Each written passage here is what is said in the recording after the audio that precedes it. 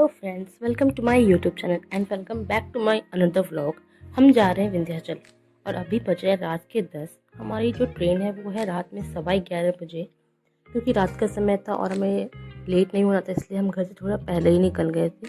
अब हमारी जो ट्रेन है वो रात में 11:15 बजे दानापुर स्टेशन से दानापुर पुणे में हमारी टिकट ऑलरेडी बुकड है।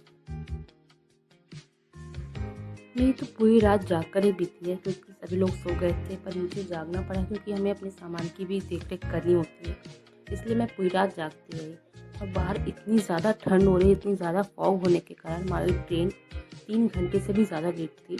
इस वजह से हम जो सुबह 4 बजे पहुँचने वाले थे, वहाँ हमें पहुँचते हुए 7:30 बज गए थे। और इतनी ज़्यादा फॉग है कि हमें स्टेशन तक नज़र नहीं आ रहा है, and you can see that कि आपको स्टेशन कुछ दिख ही नहीं रहा कि कहाँ सीढ़ियाँ हैं, कहाँ से उतरना है, कहाँ चढ़ना है। बट फाइनली हम विंध्याचल पहुंचने वाले हैं। अभी मैं मिर्ज़ापुर स्टेशन पे उतरी हूँ। यहाँ से हम स्टेशन से बाहर निकलकर ऑटो रिक्शा लेंगे जो हमें विंध्याचल मंदिर तक पहुँचाएगी। सुबह का समय और इतनी ज़्यादा ठंड होने की वजह से रास्ते पर हमें लोग बहुत ही कम नज़र आए। बट फाइनली हम अब विंध्याचल मंदिर, रात भर की लंबी जर्नी के बाद फाइनली हम विंध्याचल पहुँच गए।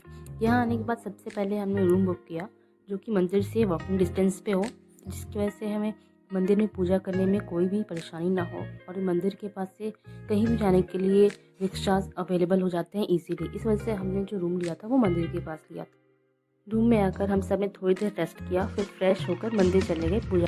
मंदिर में इन करते ही आपको सबसे पहले बहुत सारे स्टॉल्स नज़र आएंगे।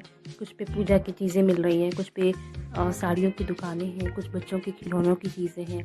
यानी कि मंदिर के बाहर जिन चीज़ों की शॉप्स होती हैं वो सारे स्टॉल्स बहुत सारे। कुछ स्टॉल्स थे जहाँ पे चाय नाश्ता मिल रहा था, जहाँ पे कि आप आकर पूजा करने के बाद चाय नाश्ता ले सकते। मंदिर में इन करने के बाद हमने सबसे पहले पूजा की चीज़ें ली, प्रसाद लिया, चुनरी ली और माता रानी को चढ़ाने के लिए श्रृंगार का सामान लिया।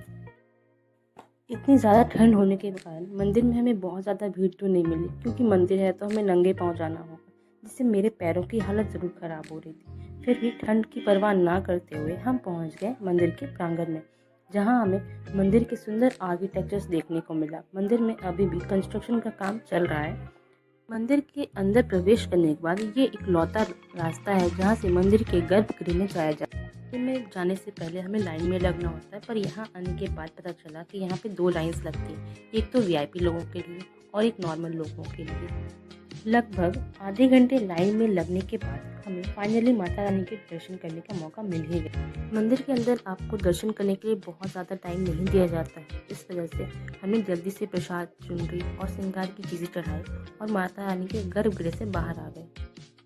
मंदिर के प्रांगण में मैंने देखा कि बहुत सारे बाबा घूमे थे जो कि चंदन टीका लगा रहे थे, फिर हमने वो भी लगवाया। फिर मैंने मंदिर को पूरी तरह से एक्सप्लोर किया, वहाँ के पूरे आर्किटेक्चर्स को देखा।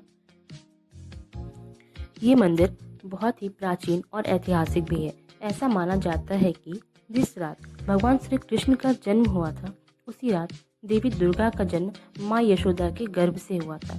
जब कंस को देवकी के 8वें संतान के जन्म का पता चला, तो वो कारागार में उसे भी देवकी के बाकी संतानों की तरह मारने के लिए पहुंच गया।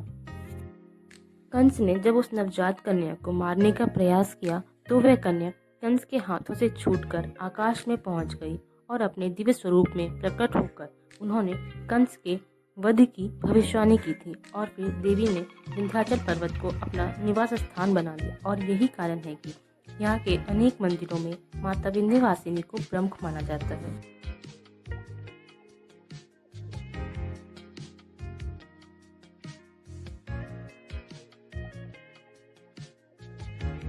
अब टाइम है मंदिर के बाहर की चीज़ों को एक्सप्लोर करने का। मंदिर के बाहर मैंने बहुत सारे स्टॉल्स देखे थे, जिसमें से कांच की चूड़ियाँ का भी स्टॉल था। तो अभी मैं वहाँ से कुछ चूड़ियाँ खरीदूँगी, क्योंकि मैंने देखा था वहाँ पे बहुत ही खूबसूरत चूड़ियाँ मिल रही थी। वहाँ पे बहुत सारी साड़ियों के शॉप्स भी थे, तो पहले जाकर वो सारी चीज़ें देख।